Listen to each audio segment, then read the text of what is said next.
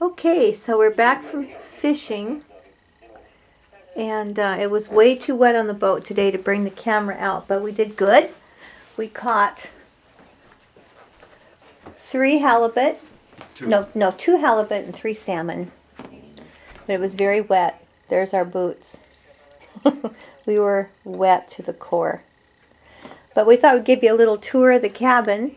Where we stayed. It's really cute. Of course, everything's hanging everywhere drying.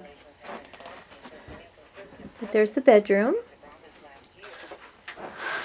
A little closet area. Close up on these cute lamps. They're fishing krills. And a little tiny bathroom with a shower.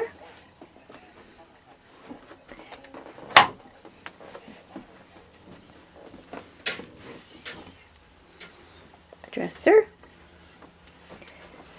And what do you know? We're back in the living room kitchen again. It's 2 rooms. Very well appointed. Everything that you could possibly want is here, except not a crab cracker. We have a crab in the refrigerator. And that's the little refrigerator. And over there is our little table by the window. And there's the guy. Yeah, salmon and potatoes for dinner. The potatoes were swimming around in a can at Winco last week. They were the dehydrated kind. But the salmon was swimming around in a big puddle out here. Oh, about noon today, maybe 2 o'clock, somewhere in there. Yeah. And Maria caught, I think this is the one that I caught in the middle. I picked we just cut the head and part of the shoulders off of it and brought it home. You didn't get to see it, but boy, did it taste good. And so this is our collection of receipts from the fish processor for the last 3 days of fish catching.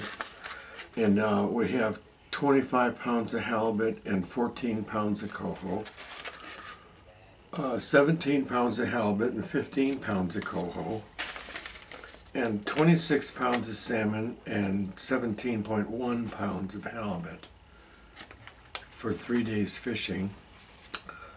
Unfortunately, the first day was a little disappointing on account of I had a problem with the boat. I ran it into some rocks in shallow water. The Nangles Rural, yeah.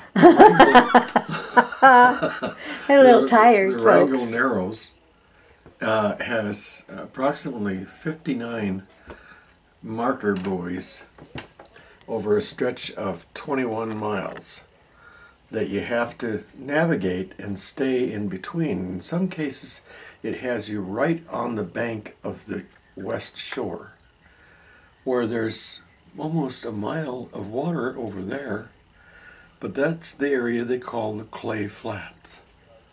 It's an old, probable glacial deposit of, we were going through there in a pretty low tide, and there was that much water for a mile.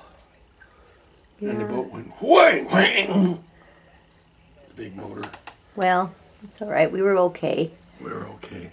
We got it fixed. We didn't have a dump in the water or any serious accident. But at that point, we were probably 8 miles away or so from the safe harbor. And the only motor we felt comfortable running without maybe destroying, even worse, the big motor, because there were gashes in it the size of your ear on 2-prop.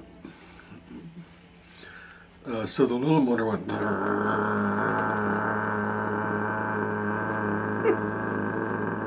all the way back. All the way back from about 11 o'clock until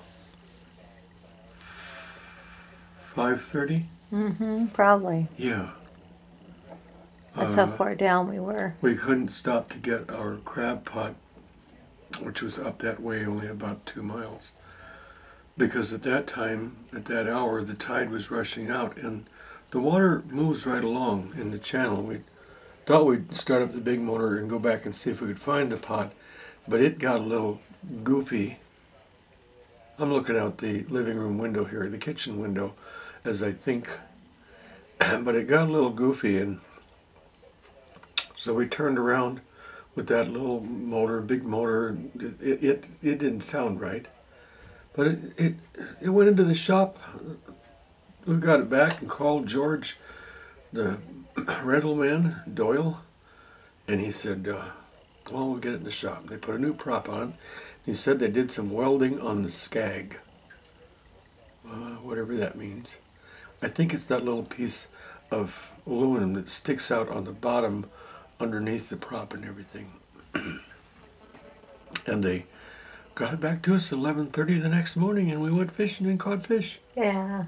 So all's well that ends well. Yeah. Yeah. Yeah, that sort of solved our problem for the next 3 days. Yesterday we caught fish, today we caught fish. We were having fun Yes, eating we were. potatoes and fish.